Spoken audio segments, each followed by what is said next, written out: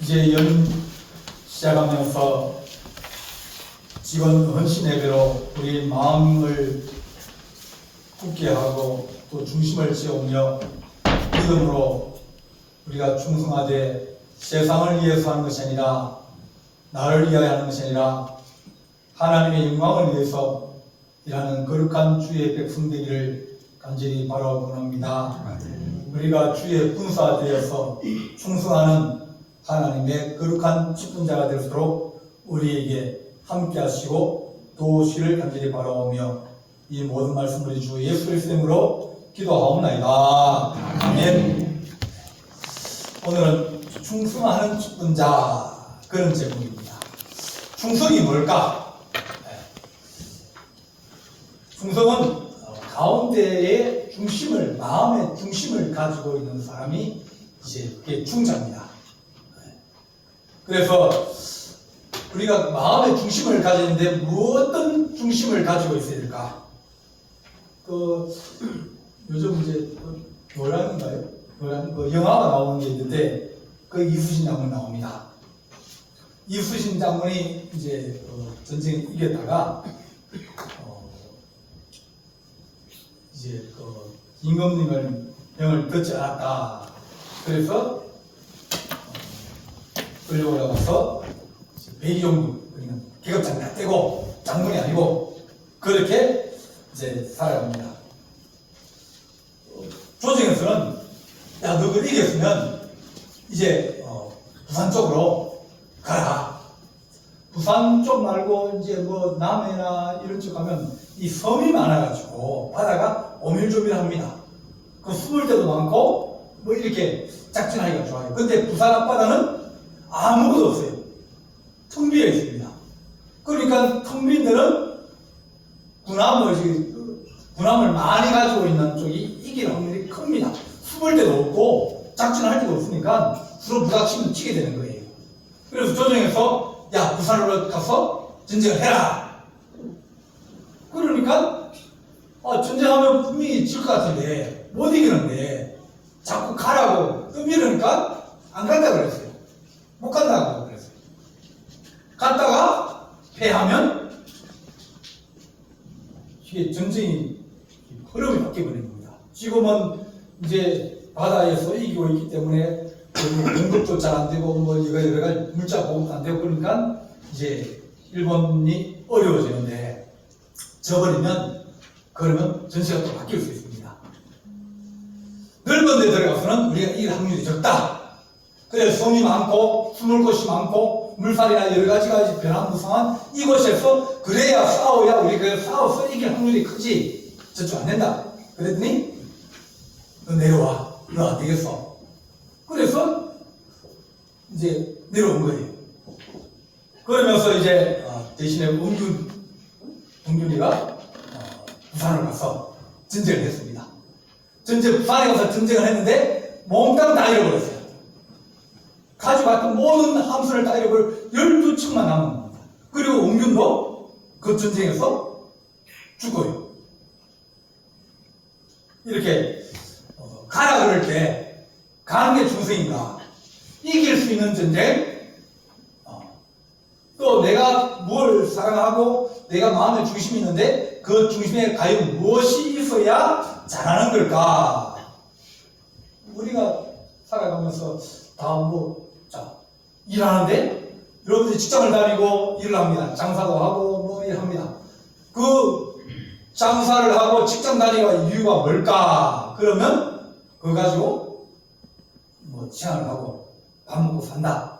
그런 분들이 있을 거 아닙니까? 그죠? 그런 분도 있고 또 어떤 사람들은 내가 벌어서 내가 애들을 공부시키고 우리 가정을 위해서 쓴다. 또 어떤 사람들은 내가 그것을 통해서 일하지만 그러나 나는 하나님을 위해서 일한다. 또는 어떤 사람은 회사를 위해서 일한다.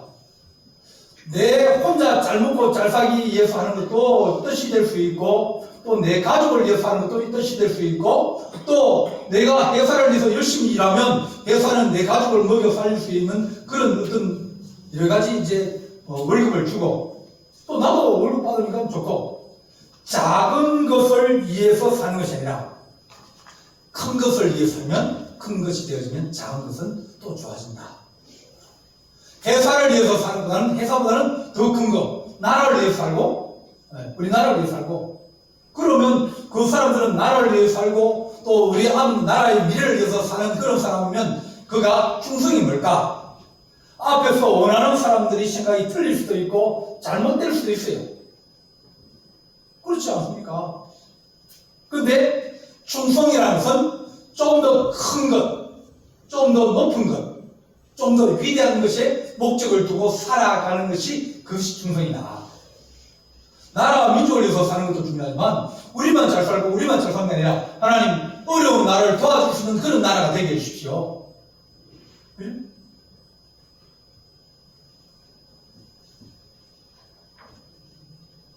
어떤 한 이제 선교사가 이제 이창옥 선교사라는 분이 있습니다. 그분이 1970년대 정부에서 파견해가지고 아프리카 대륙의 지사장으로 발령을 받아서 가게 될 때 그 부인도 같이 따라갔습니다. 그걸 라이베리아라는 나라로 갔는데, 근데 거기서 정부 기관에서 이제 보냈는데 이따가 풍토병이 걸린 거예요.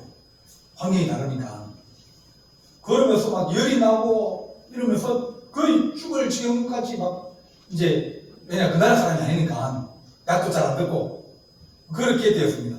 그러면서 살려달라고 막 그렇게 애원을 했습니다.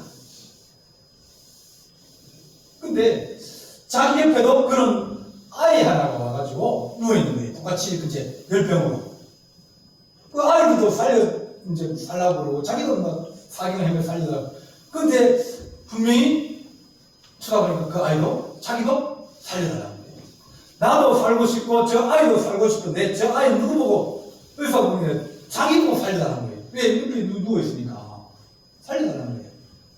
나도 내가 못 살아가지고 지금 힘든데 그 아이가 살려달라는 거예요.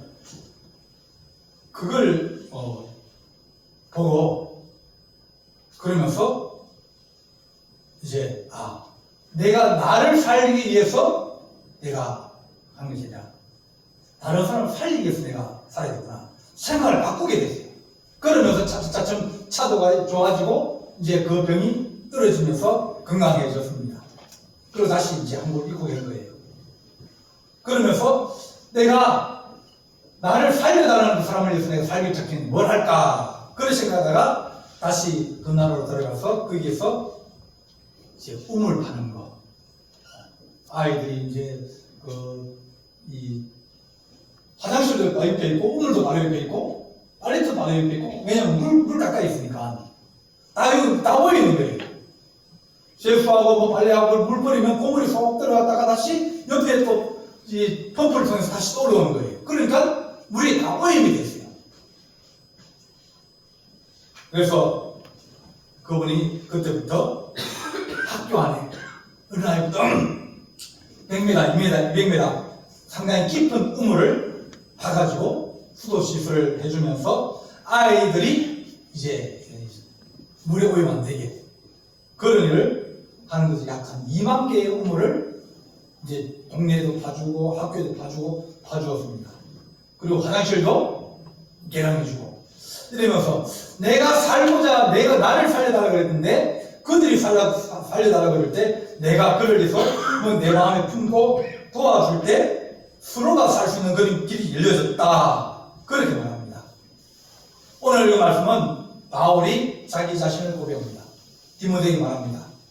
나를 능하게 하신 그리스도 예수 우리 주께 내가 감사한다. 왜냐하면 나를 잘 받아주고 충성되게 여겨서 내게 직분을 맡기심이니 전에는 내가 비방도 하고 박해도 하고 폭행도 하고 그런 자였는데 하나님 나를 긍휼히 여겨가지고 나를 하나님의 일꾼으로 삼아서 내가 이렇게 살게 되었다. 그렇게 말합니다. 그러니까 하나님께서 우리에게 하나님 직분을 주셨는데 직분이 하나님 우리를 살리고 우리를 이끌어가게 하여 주옵소서. 우리가 직분을 가지고 있으면 하나님 충성된 자는 반드시 믿음이 있어야 된다. 믿어야 충성하죠. 내가 그 사람을 믿을 수 있어야 그 사람을 다룰 수 있고 또 그 사람 하는 일을 도와줄 수 있고 내가 맡은 직분들을 감당할 수 있는데 믿음이 없으면 안 된다. 그래 말합니다. 우리 하나님 믿고 하나님을 따를 때 하나님 우리에게 그 하나님이 우리의 주인이라는 것을 알게 하여 주옵소서. 성경은 엘리야와 엘리사가 나옵니다. 엘리야는 이제 먼저는 선지자인데 하나님이 엘리사를 불러서 너의 후계자로 삼아라 그렇게 말씀하셨어요. 엘리사는 부자였습니다. 한꺼번에 소 이제 12결이 한 마리가 두 마리 한꺼 묶어놓은 그걸 보고 그런데 12결이가 24마리 소를 가지고 일을 하는 거예요. 그 트랙터를 가지고 있으면 제일 큰 트랙터로 일을 하고 있는 거예요. 그 집은 부자입니다. 그런 많은 소를 가지고 일하려면 땅도 많아야 되고요. 그러니까 이 사람 능력이 있는 사람이고 부자고 재산도 많고 또 능력도 있고 그런 사람입니다. 그런 사람이 엘리야가 쫓겨 다니는 엘리야가 가서 너 나 따르라 그러면 따르겠습니까? 자기가 그 농사에 그만둬버리고 지방 그만둬버리고 엘리야를 따라가겠습니까? 그런데 엘리야가 겉옷을 벗고 그에게 집어던졌습니다. 윗도리를 벗고 있던 윗도리를 벗어가지고 엘리사에 집어던졌어요. 엘리야의 그 옷을 자기가 받았을 때 그때 하나님이 그에게 믿음을 주신 거예요. 은혜를 주신 거예요. 그가 그것을 딱 받자마자 내가 집에 가서 내가 정리하고 따르겠습니다. 가서 소를 잡아 잔치를 열고 또 그 소가 메고 있던 나무 막대기 그걸 띄워가지고 사람들에게 잔치를 엽니다. 내가 엘리야를 알아야 된다는 믿음이 그에게 들어온 거예요. 하나님이 그에게 믿음을 주신 거예요. 그러면서 엘리사는 엘리야를 끝까지 따라갑니다. 신뢰합니다. 마지막 때는 뭐라고 하면 선생님 내가 당신의 갑절의 은혜를 받기를 원합니다. 나는 당신보다 부족한 사람입니다. 나는 리더십도 부족하고 능력도 없고 어려운데 근데 내가 이것을 감당하려면 갑절의 은혜를 주십시오. 그러면 내가 당신을 따라서 내가 이 일을 계속하겠습니다. 그럴 때 주님께서 내가 어떻게 되는 걸 보면 그가 은혜를 받게 될 것이다. 하나님께서 엘리사의 믿음을 주시고 능력을 더하여 주셨습니다. 하나님 우리에게 하나님을 신뢰할 수 있는 그런 거룩한 믿음이 우리 안에 들어오고 그 믿음으로 말미암아 우리가 주를 신뢰할 수 있게 하여 주시옵소서. 우리 주님이 우리를 사랑하신다는 것을 깨달으면 그러면 그 믿음 때문에 우리는 충성할 수 있습니다. 천국에 있고 천국 가면 우리 하나님이 우리를 위해서 예비하신 상급과 은혜가 있다고 하면 그러면 우리는 이 땅의 것을 바라보고 이 땅에 생각하면 그러면 이 땅의 믿음이 커지면 하늘의 믿음이 적어지는 거예요. 하늘의 믿음이 적어지면 하다가 때려치고 싶고 또 짜증나기도 하고 또 누구와 싸우기도 하고 원망하기도 왜냐면 믿음이 하늘에 대한 믿음이 없고 세상에 내가 가진 것에 내 하늘에 대한 어떤 믿음을 가지고 있기 때문에 우리는 자주자주 흔들리게 되어집니다. 하나님 우리에게 믿음으로 살아가는 거룩한 은혜가 있게 하여 주옵소서. 베드로는 주의 말씀을 가까이 지켰어요. 자기 장모님이 먼저 하나님 은혜를 받았습니다. 자기 장모님이 열병에 걸려서 이제 막 이태로 올 때 주님이 가서 기도해주고 열병이 나았거든요. 야, 무슨 이런 분이 다 있어? 믿음이 좀 생겼어요. 좀 가심이 좀 생겼습니다. 근데 하루는 배를 가지고 고기를 잡으러 나갔다가 다시 들어오는데 고기를 못 잡았는데 주님이 자기에게 와가지고 야 좀 도와줄래? 배를 좀 띄워라. 그러시는 거예요. 배를 띄우니까 예수님과 자기가 그 한 배에 타고 있는 겁니다. 지금 예수님은 말로 큰 소리로 저 바닷가에 앉아있는 사람들에게 얘기하지만 누가 제일 잘 들리냐면 그 배를 노를 짚고 있는 멀리 이제 배가 안 움직이게끔 배를 지키고 있는 이 베드로는 주님 바로 옆에서 주의 말씀을 듣게 된 거예요. 전에 같으면 저 멀리 앉아가지고 딴 안짓도 하고 뭐 예를 들어서 얘기도 하고 그러지만 지금은 주님 말을 읽겠다 보니까 주의 말씀이 자기 귀에 들리고 그 귀에 들린 말씀이 자기 마음에 믿어지기 시작했습니다.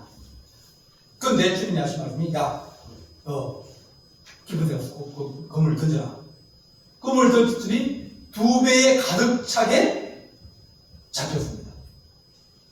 자기가 믿음을 가졌는데 그 믿음이 뿌리까지 내릴 수 있도록 하나님께서 큰 은혜를 다하셔서 그가 충성할 수 있는 믿음이 생기게 됩니다. 하나님 우리가 충성이라는 것은 믿음에서 나온다. 믿어야 된다. 그래서 우리가 우리 예수님을 믿고 우리 주님께서 내 마음의 주인 되어주고 우리가 주의 나라 간다. 주의 나라 갔어도 또 그렇게 살면 안 되지 않습니까? 이제는 우리가 행한 대로 주께서 갚아주시고 은혜를 주시는데 하나님 우리가 주의 나라로 쓰는 칭찬받을 수 있는 하나님의 거룩한 믿음을 가지고 살아가게 하여 주옵소서. 정직해야 됩니다. 깨끗해야 됩니다. 주님께서 말씀하시기를 모세는 온 집에 충성한 종이라고 했습니다. 모세는 자기 자신을 위해 살아가지 않고 그걸 다 버려버리고 오직 이스라엘 백성과 더불어 광야 생활을 합니다. 다 던져버리고 정직한 마음과 깨끗한 마음 가지고 믿음을 가지고 광야에서 고생을 하고 힘들고 어려워서 그는 그것 때문에 불평하거나 원망하거나 그러지 않습니다. 조금만 힘들어도 조금만 그래도 우리는 불평하고 원망하고 뭐 다른 사람은 왜 이런지 나는 왜 그렇게 하느냐 그렇게 말을 합니다. 그러나 하나님 마음이 청결한 자는 그렇지 않다는 겁니다. 세상에서